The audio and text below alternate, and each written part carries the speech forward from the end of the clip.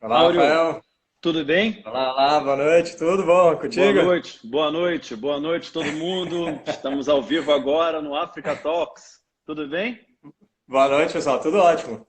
Tudo ótimo. Deixa eu bater minha claquete aqui. Boa noite para todo mundo. Meu nome é Rafael Van de Staat, eu sou diretor de Relações Institucionais e Sustentabilidade da Agência África e hoje a gente vai ter uma edição muito especial do nosso Africa Talks.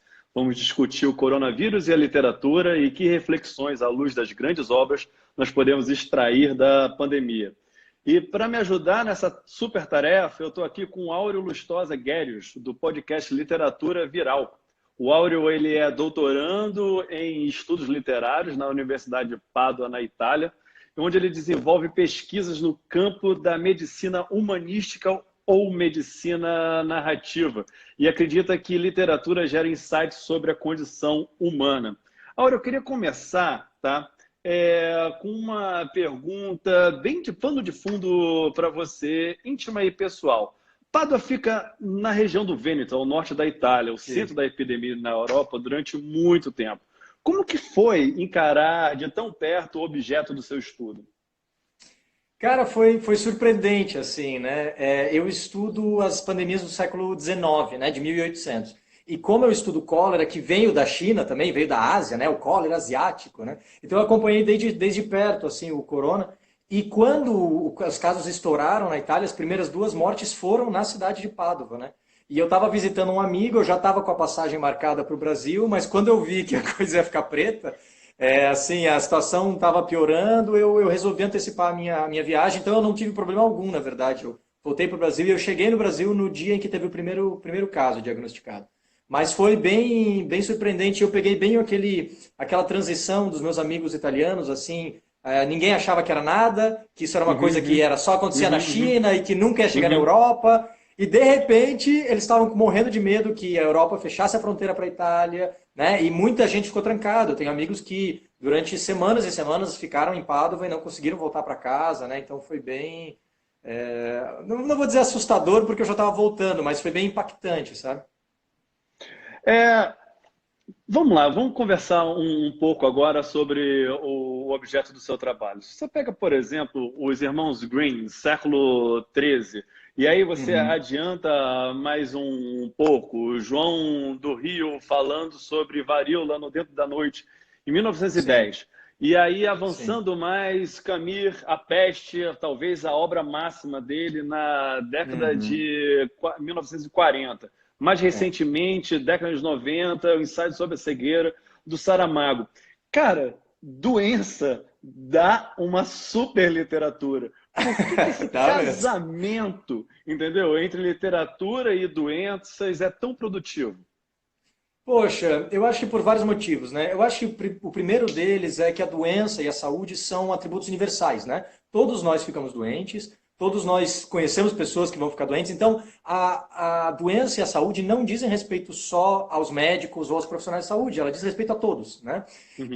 E além disso, eu acho que o momento de doença é um momento de particular vulnerabilidade do indivíduo e das pessoas que o cercam, e isso impele a perguntas filosóficas, né? Qual é o sentido da vida? Você se afrontar com a aniquilação, com a possível morte, que é tanto do que motiva a literatura, né? A literatura fala muitíssimo, né? De morte, Isso. de reflexão, né?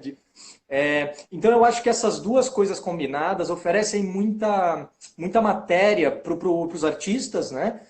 E para a gente. E acho que existe um terceiro elemento também, que é alguns artistas encontram na literatura ou na pintura uma forma, às vezes, de terapia da própria doença, né? Como no caso da Frida Kahlo ou do Bandeira, né? Então, uma forma Uhum. de catarse, de purificação, né? De encontrar a solução de alguns problemas pessoais, né? E com isso comunicar muitas coisas para outras pessoas que talvez não tenham aquela condição, né? Mas que conseguem entender o que é adentrar, né? Nessa mentalidade, assim, né? Existe muita a questão do medo, né? Você citou o Bandeira aí, por exemplo, ele passou a maior parte da vida com tuberculose. Sim. E ele passou a maior parte da vida com medo de morrer, embora só tenha morrido depois dos 80 anos de idade. Sim, sim, sim.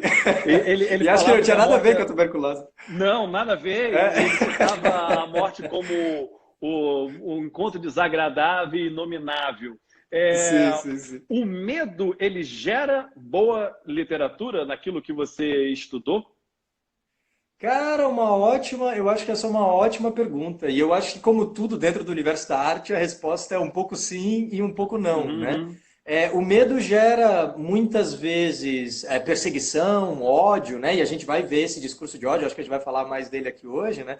Porque a gente tem medo do que a gente não conhece, né? A gente tem medo do desconhecido. Mas eu acho que sim, esse medo da aniquilação, ele também vai gerar uma vontade de compreensão, né? Porque a partir do momento em que a coisa deixa de ser desconhecida, em que eu passo a entender melhor o meu inimigo, ele deixa de ser tão assustador, né?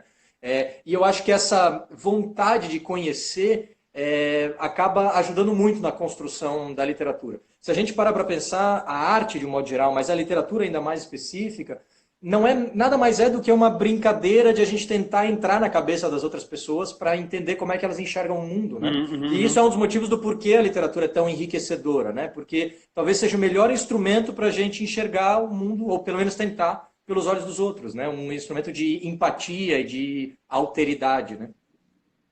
Eu vasculhei muito a sua vida em 24 horas para cá, como você pode imaginar.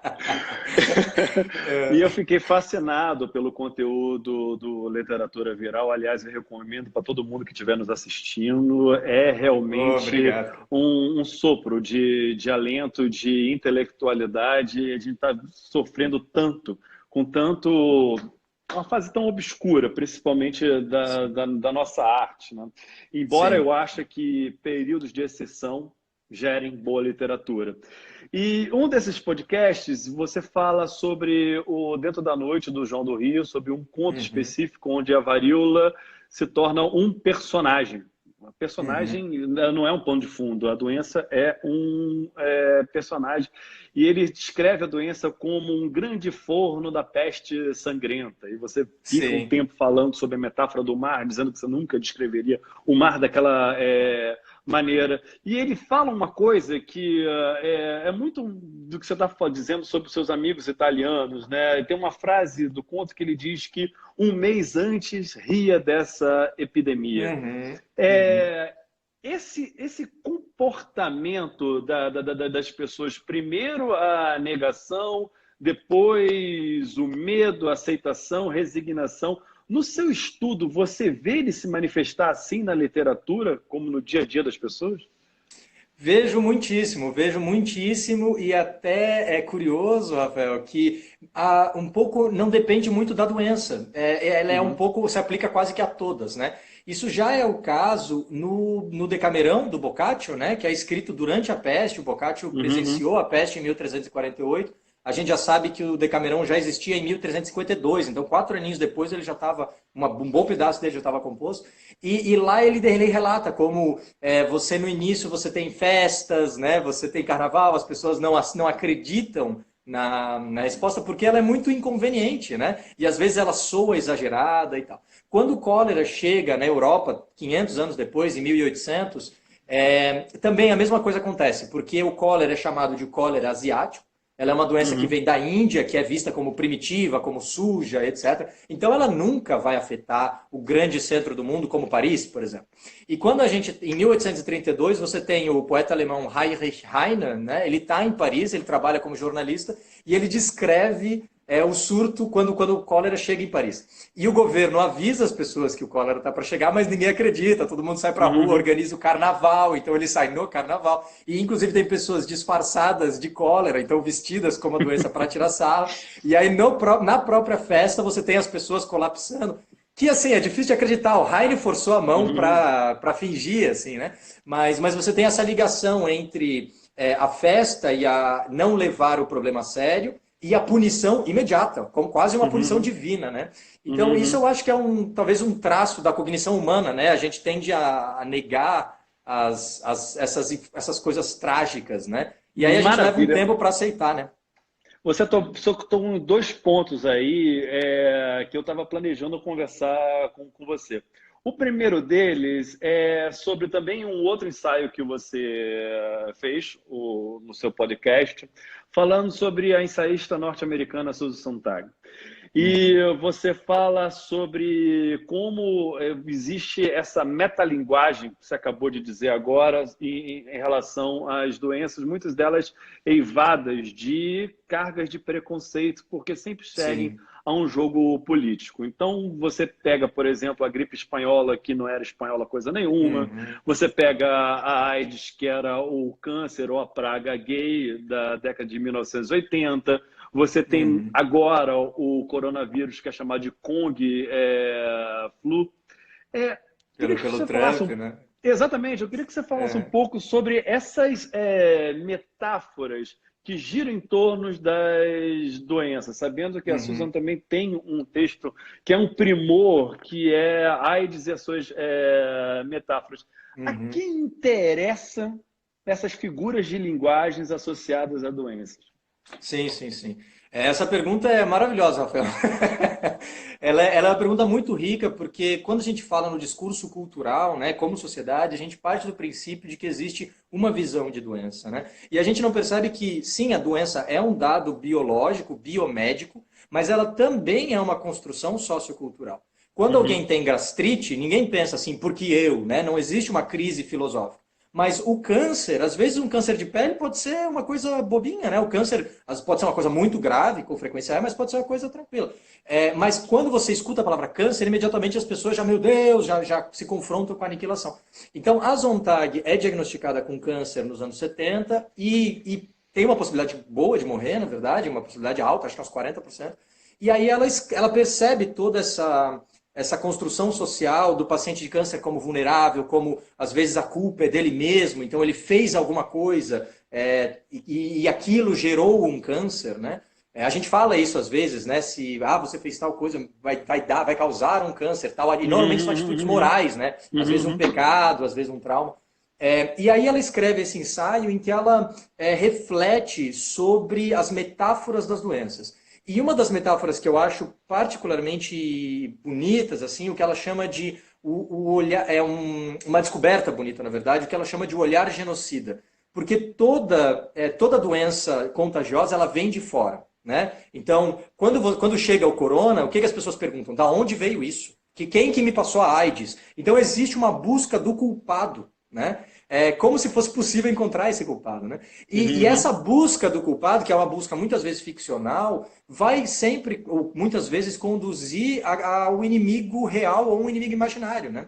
Então, a história da AIDS é profundamente marcada pelo fato de que ela começou, entre mil aspas, ela não começou entre os gays, ela começou entre um grupo entre gays, entre haitianos, entre usuários de drogas. Haviam vários grupos que começaram a uhum, aparecer com essa doença. Mas o único grupo que chamou a atenção da mídia e da cultura foram os homossexuais, né? E uhum, isso existiu um motivo cultural para isso, né? Então a AIDS vai ser construída como uma doença gay, e aí você tem uma parte muito grande da sociedade dos Estados Unidos vendo isso como bem feitos, né? Culpa desses degenerados, etc. Então você tem várias uhum. ideologias de culpabilização que vão se associar à ideia de doença. Porque você pode fingir que a doença é um dado objetivo, né? Não é uma opinião minha, não é ideologia, é a Uhum, coisa, uhum. é a coisa do mundo.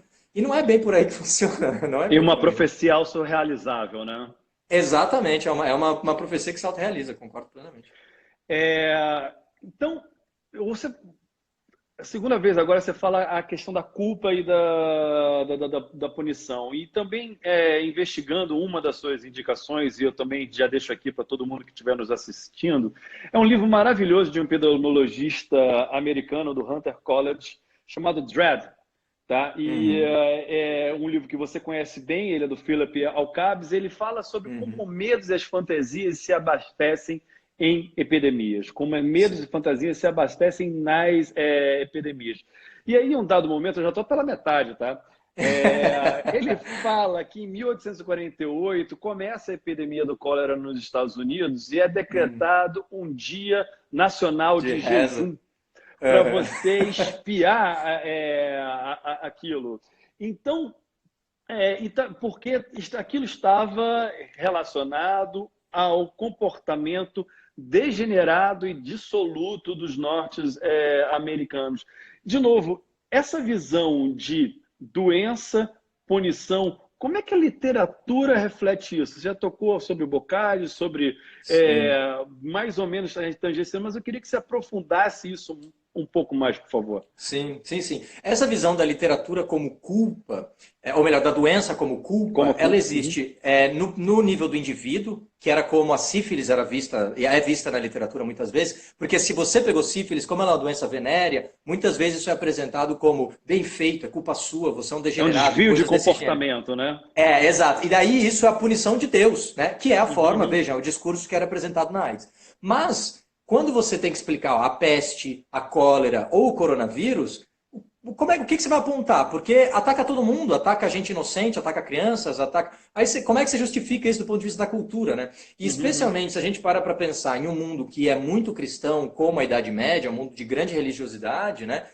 Quando a peste chega, eles têm que justificar como que um Deus que ama e um Deus que pode tudo manda ao mesmo tempo que ama, manda essa peste para matar todo mundo indiscriminadamente. Porque ele poderia matar só os pecadores, por que ele mata os inocentes também?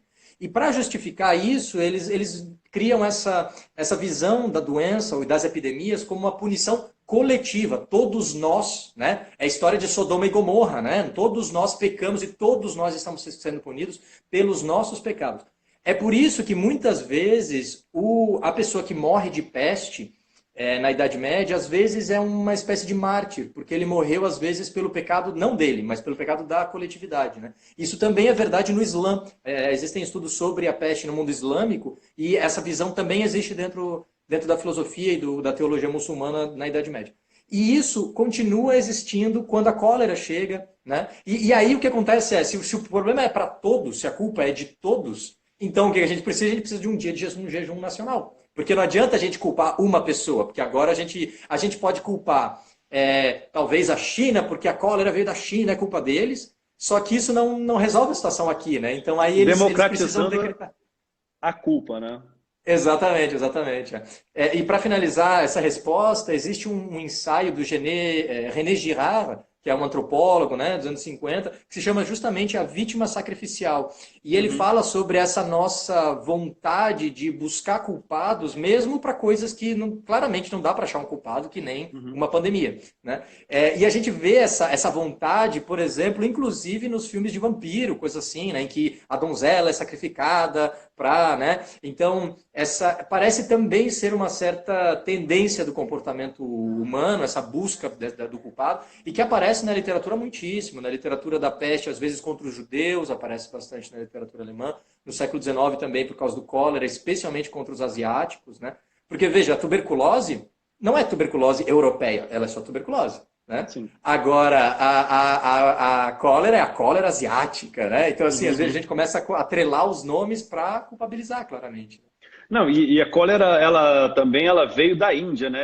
Como a Índia É, era parte do Império Britânico, ela não podia ter vindo da Índia. Então, Ásia. exatamente, Ásia, veio exatamente. da Ásia e de muçulmanos que naquele tempo não eram nem tanto assim.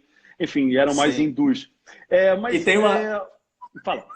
Se eu puder só fazer um comentário, Rafael, é muito interessante que nas caricaturas inglesas do século XIX, você vê muitas vezes a cólera chegando, né? E aí normalmente é Uhum, um monstrinho, e ele assim, às vezes tem um chapéu chinês, mas está vestido como indiano, e tem às vezes um turbante árabe e o cabelo em uhum. trança chinesa. Então assim, uma criatura que não faz sentido, que é um pouco indiana, um pouco muçulmana, um pouco que é sei lá, um Jeca Tatu que fala espanhol e a capital do Brasil é Buenos Aires, esse tipo de confusão cultural, que justamente é uma forma da Europa se desvencilhar. Né? Foi o imperialismo europeu na Ásia que distribuiu o cólera ao mundo e que deu Sim, ao sim. cólera a Uhum. possibilidade de virar uma pandemia. Só que ainda assim o cólera é asiático.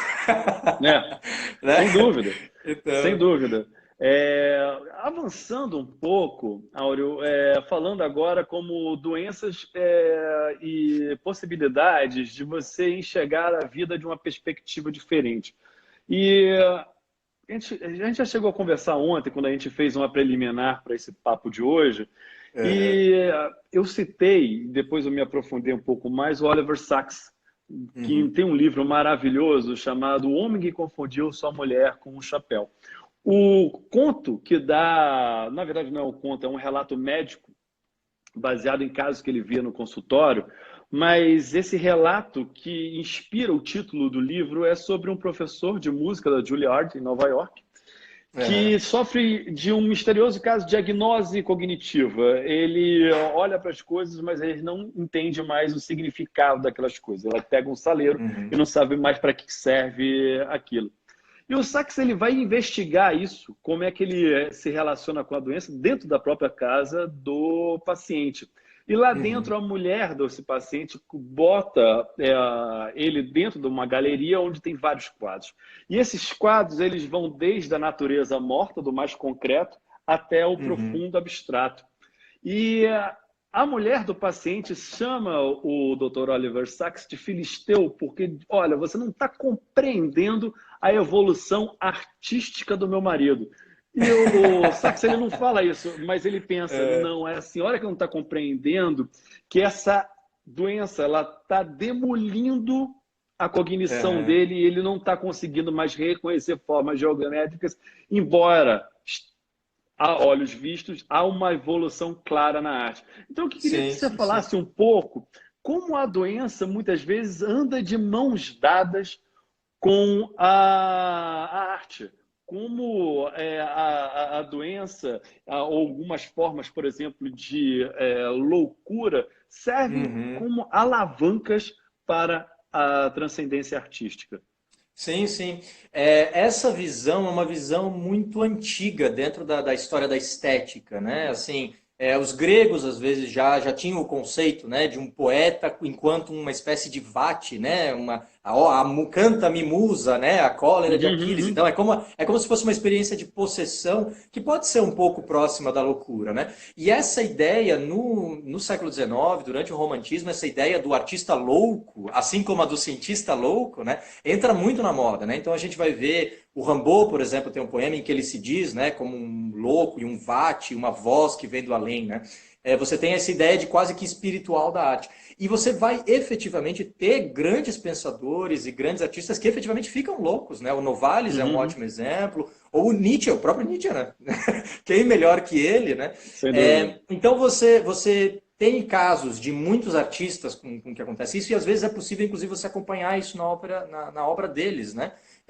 A cegueira, por exemplo, do Borges ou do James Joyce, claramente é muito importante para a escritura, né? Ou de alguns pintores, o Van Gogh, né? Então há muitas relações, tanto das doenças que debilitam o físico, mas também do impacto emocional disso, né? E eu realmente acho que a Frida Kahlo, nesse exemplo, acaba sendo, nesse campo, né? Acaba sendo um exemplo magnífico, né? Porque quase Uhum. metade dos quadros dela são autorretratos e praticamente quase todos os autorretratos, em alguma medida, dialogam com o fato de ela ter sofrido a paralisação da polio em uma das pernas quando tinha 6 anos, depois aos 18 anos ter fraturado a coluna e ter passado por dezenas de cirurgias ao longo da vida e ter perdido vários abortos naturais, né? Então, esse sofrimento, de uma certa forma, é catalisado na arte. E existe ainda uma última vertente que eu acho que é muito intrigante para os artistas tentar imaginar o mundo sobre essa nova perspectiva. Uhum, uhum. Especialmente no século XX, né, no modernismo, quando a literatura e a arte, em modo geral, mas a literatura especialmente, passa a se interessar em brincadeiras de representação, em novos experimentos, inventar novas técnicas, você descrever o mundo através dos olhos de um louco pode te permitir novos caminhos, né? Então eu gosto muito do Tambor do Guten Grass, né? Que ganhou o Nobel. E a gente Livraço. vê Livraço é maravilhoso, eu adoro aquele Livraço. livro. Uhum, E a gente vê a ascensão do nazismo através dos olhos de uma criança uhum, maluca, uhum. né? E às vezes a criança louca é mais sensata do que a sociedade, Ah, né? o rei está nu. O rei está nu, exatamente, Uhum, exatamente. Então, essa brincadeira permite uma inversão dos valores que a literatura gosta muito de explorar, né? O King Lear, por exemplo, Shakespeare adora botar as verdades na boca do tolo, né? Do uhum, louco, uhum. que por ser louco pode dizer o que quiser e pode jogar Qualquer a verdade coisa, na cara. Então é sem dúvida. muito fértil, né? Voltando a essa parte quando você fala agora da Frida Kahlo, tem um livro maravilhoso do Leonardo Padura chamado O Homem que Amava os Cachorros. Uhum. E ele descreve o assassinato do Trotsky dentro da casa do Diego Rivera, no Nossa. México, por um fanático. Na verdade, ele foi treinado por Stalin para fazer isso, né? Uma história Uhum. verídica. E eu que Sim, achava que sim. entendia alguma coisa sobre Revolução Bolchevique, sobre Revolução Espanhola e Revolução Cubana, vi que não entendia de nada. Nada. É sempre Mas, assim, né? É sempre assim. não, sem dúvida. E que maravilhoso que seja assim. É. Só que quero falar agora sobre um pouco sobre essa questão do fanatismo também, Uhum. levando por uma visão unilateral em um mundo que você vai ter agora um recrudescimento das fronteiras. Sim. Se eu pudesse fazer algum tipo de aposta, eu acho que o multilateralismo ele está condenado, infelizmente, Uhum. e que a gente vai se isolar e se fechar. Por exemplo, no final dessa pandemia, tá? Sim. A questão é o seguinte: como a literatura pode vicejar, pode continuar viva num ambiente hermeticamente fechado? Poxa, uma ótima pergunta, cara. Eu concordo muito com a tua leitura, eu realmente acho que o mundo vai se fechar também, o que é absolutamente contraintuitivo, né? Porque se tem Uhum, uma coisa uhum. que uma pandemia demonstra é que existem fraquezas sistêmicas e que elas não podem ser. O problema não vai ser resolvido localmente, né? Ele é um problema Perfeito, global por excelência, né? perfeito. Então ele tem que ser, a solução tem que ser global. Então, na verdade, o que deveria acontecer é o contrário, o mundo deveria se unir muito mais, né? E deveriam cair os muros. Eu acho que na literatura a gente enxerga isso também. Muito da literatura sobre epidemias, especialmente, é uma literatura de denúncia, né? Inclusive a que foi publicada mais recentemente. Então eu penso, por exemplo, em 2011, o Philip Roth, que faleceu alguns anos atrás, né? Mas é um O escritor, meu Deus, melhor, o o melhor. melhor, é. O que ele toca sai ouro, né? Philip E, Roth, Saul Bellow e Paul Auster, é a trinca norte-americana do modernismo. Exatamente, exatamente, e assino embaixo. Ele publicou o Nêmesis em 2011, né? E que é um livro lindo, né? E ele, Uhum. judeu, né? E que escreveu muito sobre o judaísmo e sobre a vida dos judeus nos Estados Unidos e o Holocausto e tal. Ele analisa muito como a polio aconteceu nos anos 50 e como os italianos eram culpados pela polio, né? Então, Uhum. você tem uma denúncia da culpabilização, a denúncia da denúncia, digamos assim, né? E um outro texto que também me vem em mente, também um texto recente, que é uma trilogia da Margaret Atwood, né? Que eu acho que só não vai ganhar Nobel se morrer antes, né? Sem dúvida. Que ela começou a publicar em 2003, que é o Oryx e Crake, e que terminou em 2013, se eu não me engano, o último livro da Uhum. trilogia.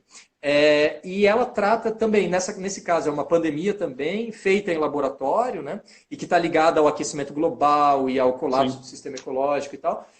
E que extermina quase que a humanidade inteira. Só que ainda assim ela não gosta de chamar o livro dela de distopia, porque dentro desse cataclisma se cria um paraíso terrestre. Né? Você tem uma seita religiosa que se chama Os Jardineiros, que Uhum. tentam viver em harmonia com a natureza e etc. Então é uma loucura porque você tem a distopia e daí você tem uma utopia dentro da distopia, né? E a mensagem acaba sendo positiva e também uma mensagem de denúncia da manipulação da política global pelos grandes conglomerados econômicos e tal. Então eu acho que a literatura vai ter um papel social de lutar contra esse obscurantismo que a gente tem visto crescer já há alguns anos, né? Margaret Atwood, só dando um parênteses aqui, os contos da Aya muito foram inspirados na Escola Armada da Argentina e nos anos de chumbo dos nossos hermanos. Sim. Enfim, de novo, períodos de exceção inspiram grandes livros, uma Sim, crença sim. pessoal. Você apontou num ponto que para mim é interessante, tirando um pouco agora o chapéu das relações institucionais e colocando o meu chapéu de diretor de sustentabilidade. Uhum. Coronavírus, cólera, ebola, SARS, MERS, são zoonoses.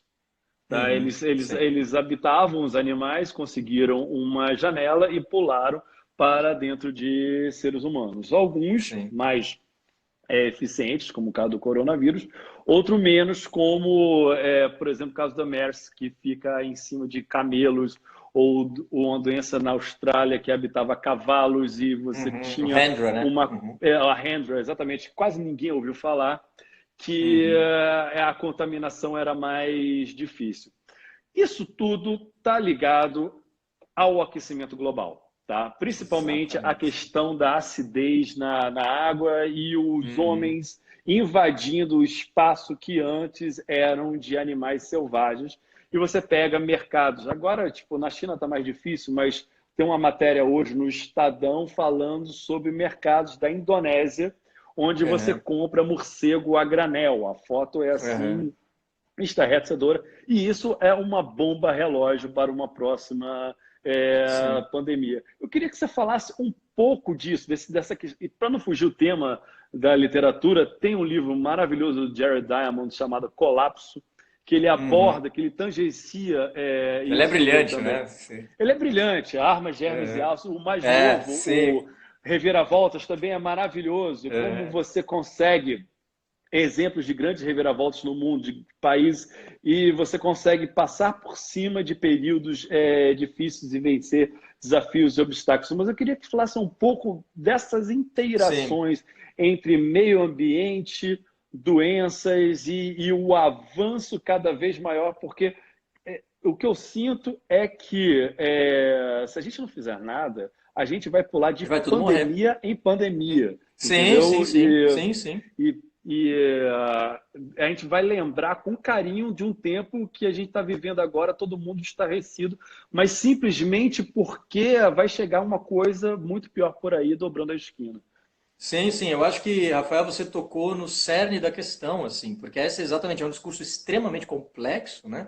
E que toca em todos os níveis da sociedade, não é um discurso da economia, não é um discurso da política, não é da arte, é de absolutamente tudo, envolve absolutamente tudo.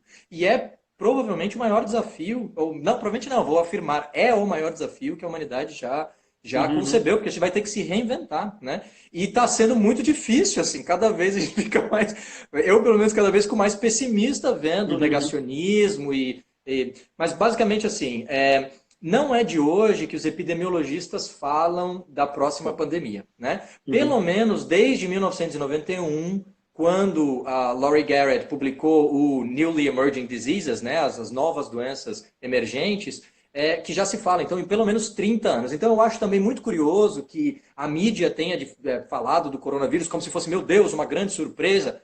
Cara, entre os especialistas, todo mundo esperava isso e já não era de hoje, 30 anos. Né? uhum. E, basicamente, o que, que se diz na área? Né?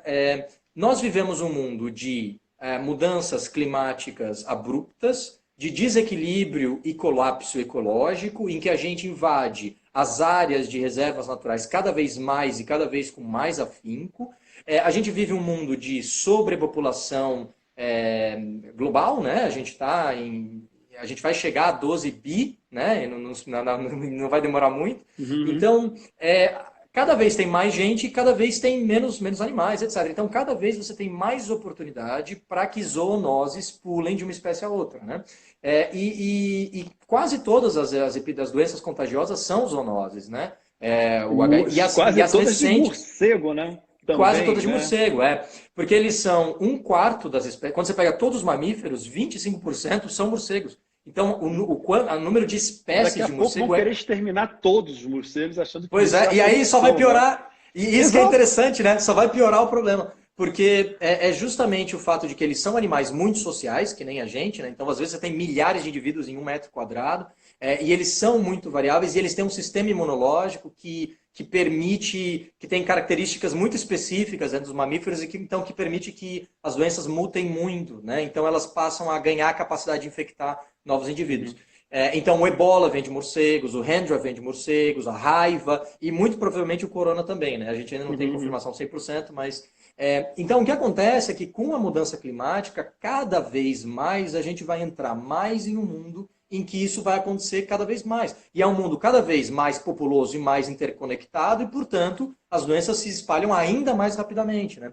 Então, na verdade, eu sempre discordei muito, eu respeito muito o Harari como intelectual, eu adoro o Sapiens e tal, mas eu acho que existe toda uma escola como a que vem do Homo Deus e tal, que diz que a gente passou da época das epidemias e que a gente está na época das doenças crônicas. E eu acho isso, isso não é necessariamente mentiroso, mas isso é olhar para um pedaço da humanidade. E é um pedaço muito específico, que é o mundo dos ricos nos países ricos. Porque Sem nem os dúvida. pobres nos países ricos vivem essa verdade, né? A Então, AIDS assim, ainda mata 800 mil pessoas por ano. exato, exato, AIDS, exato. HIV é um vírus não vacinável até hoje. Exatamente, exatamente. E eu iria até mais longe, Rafael. Eu sempre digo isso para as pessoas.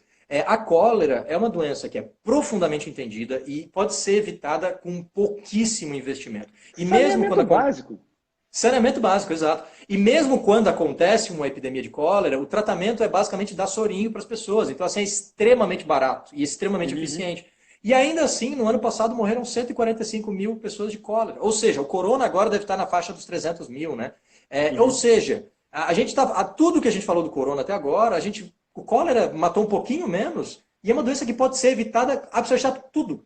Só falta Uhum. vontade. Morreram 870 mil casos confirmados de malária. E isso são confirmados. Os dados reais provavelmente passam de 1,5 milhão. Né? Uhum. Malária, doença que a gente basta colocar uma redinha para o mosquito não picar ninguém. E ainda assim, por quê? Porque mata pobre, porque mata fora do mundo globalizado, então a gente finge que não existe. Então, Uhum. essa é a questão. O mundo não está, a gente não vive ainda no mundo das doenças crônicas. Bom se fosse. A gente não venceu as epidemias e, na verdade, eu acho que a gente está no caminho contrário. Por causa do aquecimento global, a gente cada vez vai ver isso mais e mais. Então, na verdade, é triste pensar, mas isso pode vir a ser o novo normal. Né? E aí a gente também, eu gosto de pensar sempre do lado positivo. Né? Eu acho que o corona, a gente tem que, na verdade, agradecer aos céus que o corona tem mortalidade de 2%, Isso, 3%. Porque isso. ele poderia, o ebola tem 88%.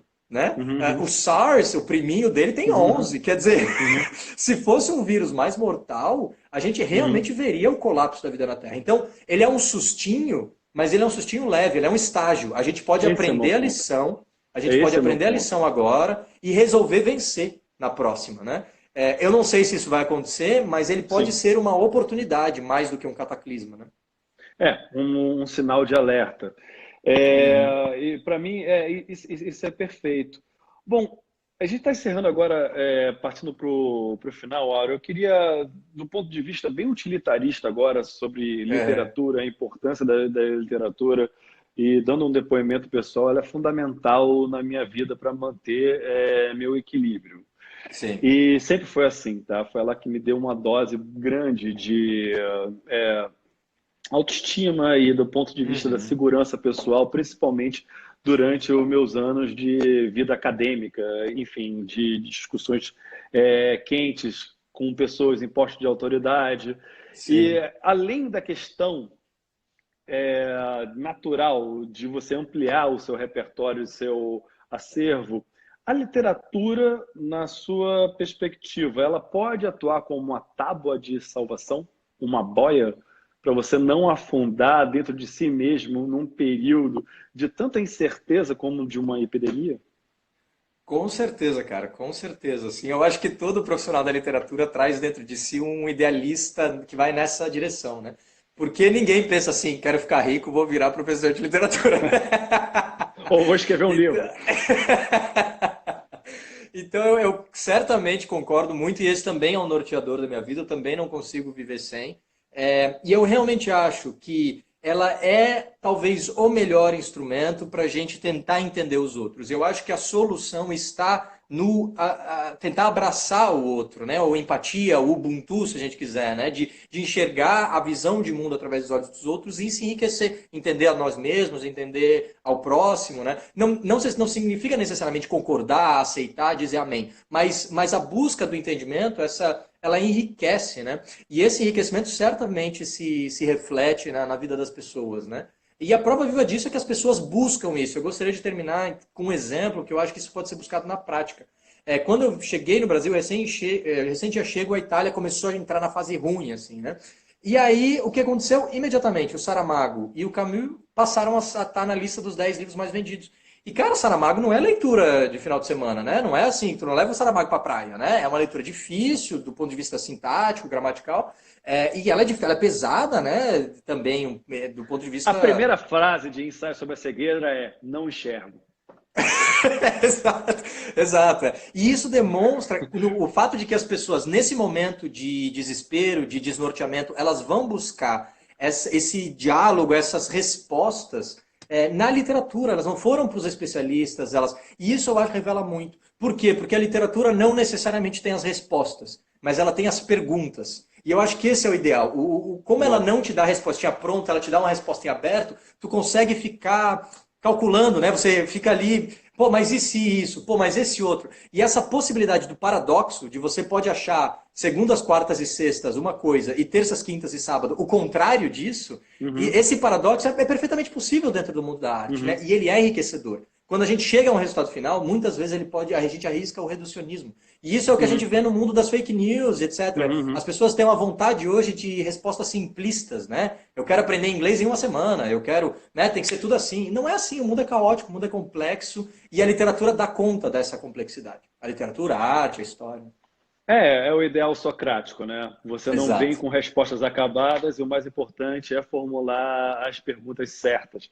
Bom, eu queria Exato. encerrar com a sua dica de qual foi o melhor livro da quarentena até aqui. Eu Ah, tenho meu o Deus. meu aqui, ó, o É, meu Paul Auster, inacreditável, o maravilhoso. 4321, Opa, não li ainda, não uma li ainda. não, é maravilhoso. É um personagem com quatro vidas alternativas. São vidas É. paralelas que nunca se encontram, mas que eles têm um mesmo ponto em comum, que é a vida de um jovem americano no final dos anos 60. Então, todo o pano de fundo da discussão sobre direitos humanos e principalmente em relação a questões raciais ligadas com a sexualidade, que fizeram e compuseram muito da identidade americana de 50 anos para cá, são um pano de fundo dessa ficção maravilhosa. Ele Uhum. tem 900 páginas e é sabido que o Paul Auster só Nossa. escreve uma página por dia. Daí você viu o trabalho que levou a fazer esse É, livro. E é uma ótima recomendação, de novo aqui, ó, Paul Auster 4321, lindas. como um antídoto, antitédio na sua quarentena. Áureo, sua dica. Show.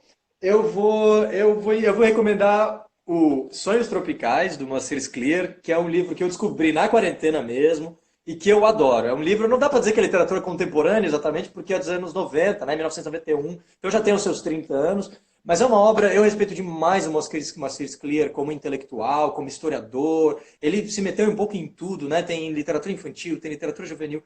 E essa obra é um romance histórico que trata da biografia do Oswaldo Cruz. Então, tem tido um interesse muito grande em biografias recentemente no mercado de livros, né? Então, essa pode ser enquadrada O nessa homem onda. que erradicou a nossa febre amarela. Exatamente, exatamente. E que fundou o Fiocruz, né, o Instituto Isso. Oswaldo Cruz, que agora está na iminência, né, no combate contra o Uhum, uhum. coronavírus no Brasil. Então ele é Sim. muito atual e eu gosto que assim ele é um livro ligeiramente experimental porque a gente segue três personagens, a linha do tempo de três pessoas, uma delas o Oswaldo Cruz, só que um deles vive no Brasil dos anos 70, 80. Então ele fica jogando entre o passado e o presente. E a transição não é muito clara, então ela é um pouquinho confusa, mas muito interessante. Às vezes a gente vê pedaços de jornal com a ortografia da época, que dá um gostinho para o nosso português aí. E eu achei uma leitura assim, fascinante, eu não consegui largar de ler. E a gente vê muito da vida cultural brasileira, a gente vê o Lima Barreto, a gente vê o Olavo Bilac. Uhum, uhum. Então tem uma graça assim, parece que tem piadinha interna. Recomendo fortemente. Sonhos Tropicais, Moacir Clear. Maravilha de recomendação, uma maravilha de conversa. Áureo, muito obrigado. Pô, eu Parabéns que te pelo agradeço, cara. seu trabalho. Isso não é um lugar comum, não falo isso para todo mundo mesmo. Eu achei Obrigado. o viés e o conteúdo do seu podcast maravilhoso. Eu não tinha cultura de consumir podcasts e aprendi Poxa. contigo. Poxa, muito a obrigado, valorizar Rafael. esse veículo também. Então, muito obrigado. Muito Gente, obrigado a o você. Africa Talks vai se despedindo aqui e foi um prazer estar com todos vocês nessa tarde. E fiquem em casa, usem Sim, máscara sim, sim, sempre, sim. sempre, e juntos seremos muito mais fortes. Muito Sim, obrigado, com hein? certeza. Obrigado a todos vocês, obrigado, Rafael, e à Agência África pelo convite aí. Até a próxima. Abração. Até a próxima. Abração.